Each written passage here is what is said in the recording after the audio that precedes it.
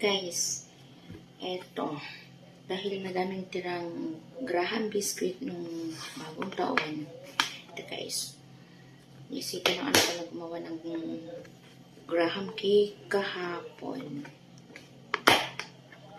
Pero hindi pa kami kumain kasi nilagay mo na sa freezer para tumikas. Ito siya guys. Ayan. Pineapple lang yung nilagay na prutas. Kaya ngayon, titikman na natin guys. Wala ako ng konti.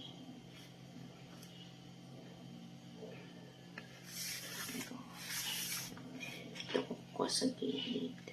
Ayan.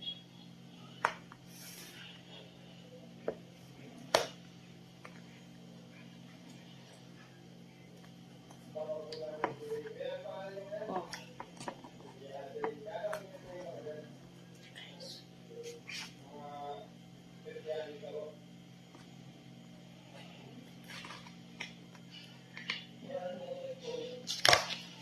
Patakpan na natin. Isa sa ulit sa red mamaya. Ito guys. Tikman ko muna. Ay.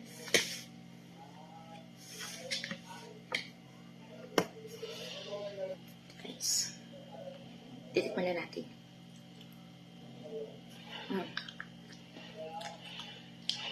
Masarap siya guys. Hindi siya sobrang